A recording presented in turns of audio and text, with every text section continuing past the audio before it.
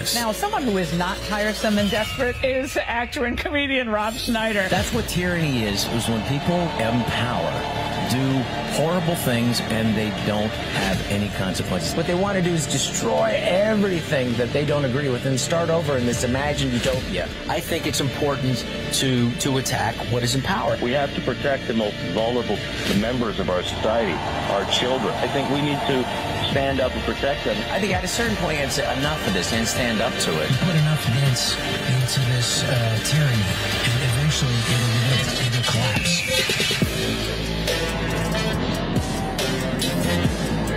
All right. Hi, how are you?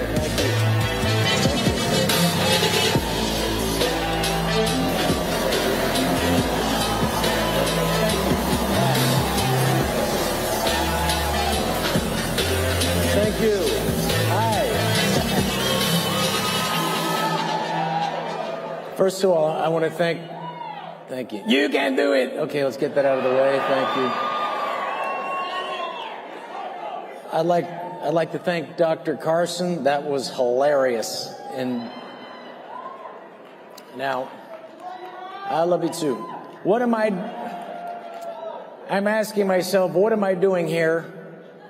I am a traditional liberal, which apparently makes me a right-winger these days. Traditional liberalism, women's rights, gay rights, civil rights, not judging a person by the color of their skin, free speech, these are now conservative values. So much has changed so rapidly. It's only been a couple of years since we've learned that women could have dicks. If you speak your mind in Hollywood, you go from playing the bad guy in Spider-Man to Naked and Alone, Celebrity Edition, which was actually a lot of fun. First, I want to say Merry Christmas. Merry Christmas to you. I know it seems odd today that even saying Merry Christmas can be viewed as politically incorrect because, you don't want to piss off all the people that are going to go to hell. And they are.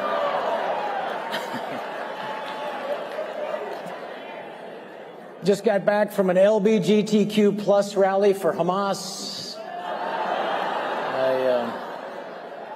I invited them all to a KKK rally for Black Lives Matter. And then to an underage minors fundraiser for pedophiles. Just got back from California. Grocery shopping in California takes forever. You just go, excuse me, can I get somebody to unlock the bananas? Because I'm low on potassium. California is a test case for what we don't want for the rest of America.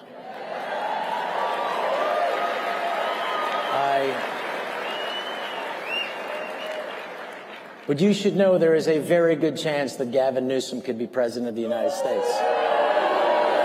You should know it. Know and be prepared. Be prepared for more. The pendulum of ridiculousness has not swung to its zenith yet. In California, it has gone out of committee to approve slave reparations to be paid to people who were never slaves, to be paid for by people who never owned slaves, in a state that never had slaves. That's like paying child support for a child you never had to a woman you never fucked.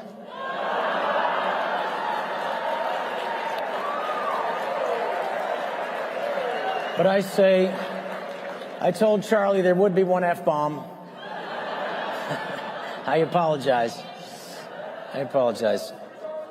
Now, I don't buy into this Democrat-Republican establishment. As we have seen, Republicans have voted for until this last one, has voted for every dollar and billions of dollars sent to Ukraine to continue that slaughter. And I think we need to have politicians who will stand up and make that part of their policy to oppose this war and oppose the slaughter. Whenever people get too crazy about left and right, I would say Americans take care of Americans, and all you have to do is look to any time that there's a natural disaster, and you see Americans looking out for other Americans. When there was a flood in Houston a couple of summers ago, and the people were waiting on top of their roofs to be rescued by people in boats, you know what the people in the boats were not saying? Like, "Are you a Democrat or Republican up there?" "A Democrat? Well, this is a Republican boat." "Yeah, the Democrat boat should be coming shortly. Good luck with that. It's a kayak. It's better for the environment." And,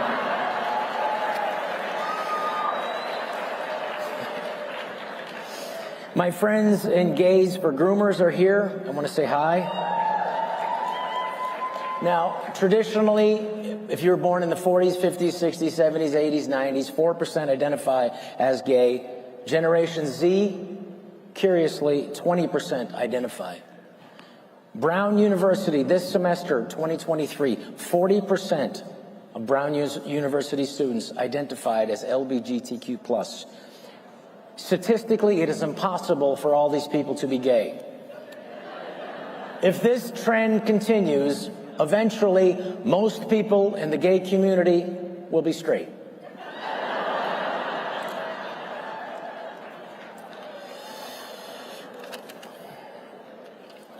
If you want to protest your government, do it by growing your own food and getting yourself and everyone in your family healthy.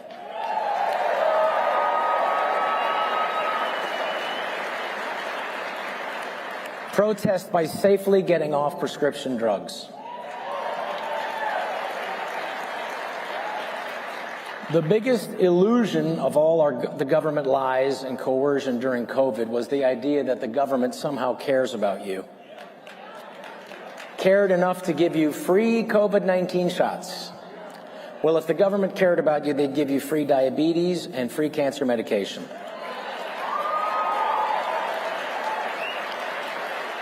We have certainly come a long way from ask not what your country can do for you, but what you can do for your country, to simply, we'll just print a bunch of money and give it to you.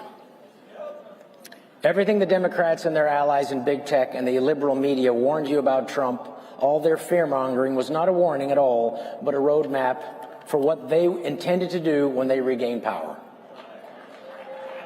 To subvert our democratic republic in every way possible, from opening up our borders to censoring anyone who opposed their dictates, imprisoning political dissidents, and using the Justice Department as a weapon against political opponents, and pushing the world closer to World War III. Not to sound like a sermon, but I am not afraid to mention God. I know. Thank you.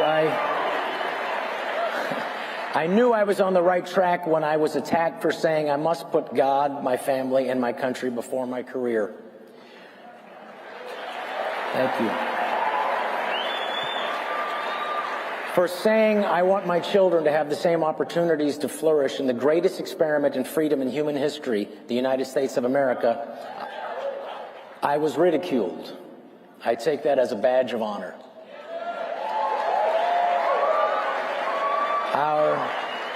Our founding fathers didn't promise us a perfect society. They promised us a freer society for the individual. Now, unlike the bloody terrors of France and Russia, the American Revolution kept the rule of law and property rights. The French Revolution in 1789, the Declaration of the Rights of Man, in which the free communication of ideas and opinions was enshrined as one of the most precious rights of man. In France, that right lasted just 4 short years. But in the United States of America, the First Amendment in our Constitution, 1791, the idea of free speech has been firmly embedded as a fundamental principle of Western civilization for over 232 years.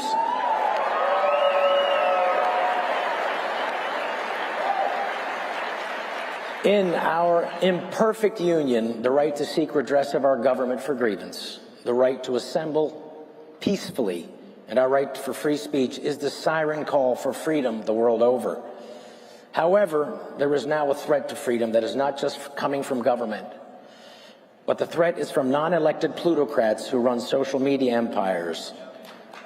They now have the power to decide what speech is allowed and who is allowed to say it. These companies who now employ fact-checking social justice warriors who act on behalf of these left-leaning multi-billion-dollar companies who profit from selling our data to advertisers. They care nothing about speech that doesn't agree with them. They aren't and can never be our moral stewards. I have faith in America, but make no mistake, our institutions are under assault. Our universities have been captured. Illiberal liberals who no longer teach students how to think critically, but rather they teach them to be advocates for an illiberal agenda that doesn't seek the truth. It seeks only power.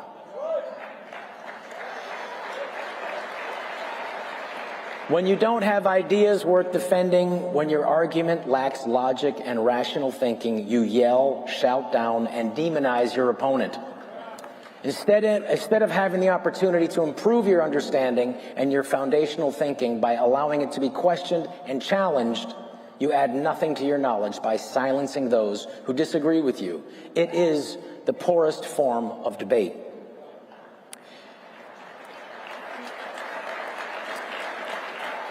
In an era of seemingly unending acceptance where you have to accept others without question, but not accept people who disagree with you, there seems to be a lack of acceptance of the gender in which you were born. If I had a dime for every gender, I would have 20 cents.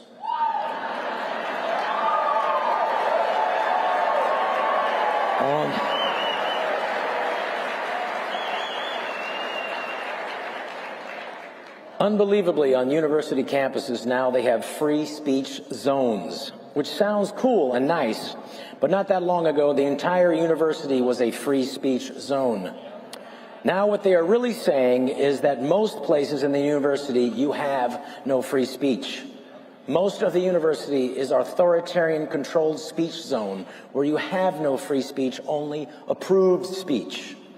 Freedom of speech is speech that may upset people like in your government. But what if your speech makes other people uncomfortable? Well, then they don't have to listen. But,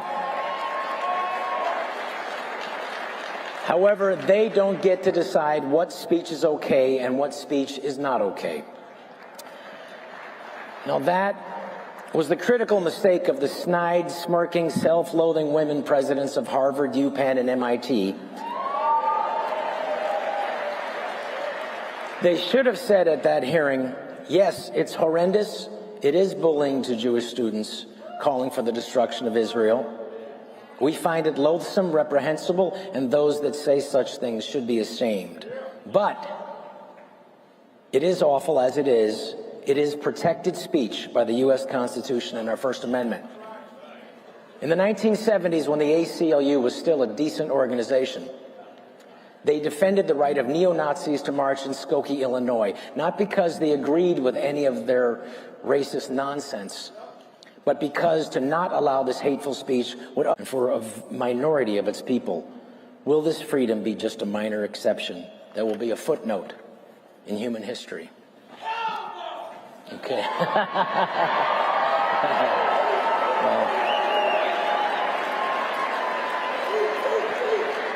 That very question depends on individuals like that man right there. Now,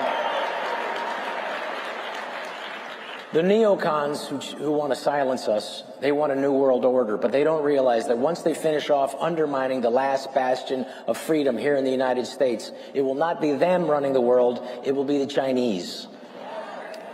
One thing they are not doing as China is letting their children decide which gender they are. Let us be vigilant and not deterred. I have faith. I have faith in God. I have faith in this great nation, and especially the people in this room. I say to you, all these problems are preordained. They are here for the same reason God put the apple in Eden. God wants shit to happen.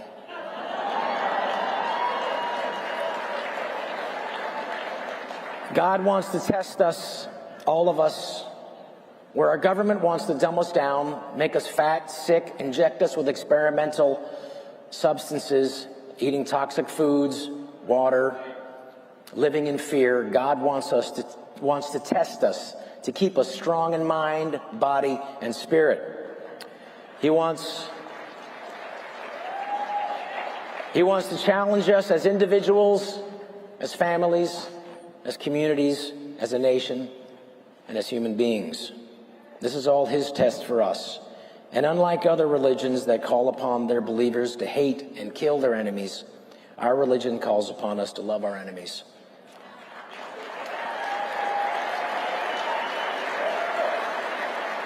To love others as thyself. Whether you believe in that or not, what a beautiful way to go through life. Now that's why the Shroud of Turin, the burial cloth of Jesus Christ, is such an amazing thing. Contrary to popular opinion, this Egyptian linen cloth has not been disproved. The French nuns who repaired it using modern 16th century threads wasn't put into the scientific calculations when they did the carbon dating. There is no possible way that that cloth could be, as they have said, a medieval forgery. What I believe that cloth is the receipt of Jesus Christ, the price he paid, the greatest gift to all of mankind, the receipt of God's forgiveness and his sacrifice.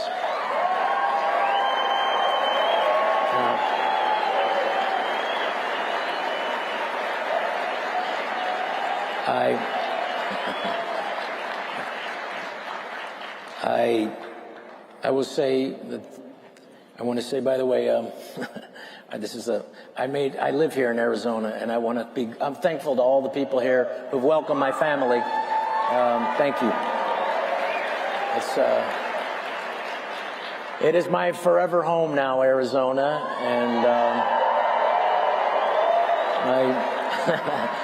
we made a movie here. I hope you guys get a chance to see it. Charlie will be happy. There's not one swear word in the whole movie, not one sex joke. It's called Daddy-Daughter Trip. I would appreciate your support, if you don't mind, if you can, Daddy-Daughter Trip. And I appreciate that. I will leave you with the words of Father Ripberger, who was here in Phoenix 2 summers ago during the middle of the scamdemic. He said to all of us in attendance, Jesus has already won. This is just a mop-up mission. God bless you. God bless America. I love you. Thank you. Thank you very much. Thank you very much. Thank you.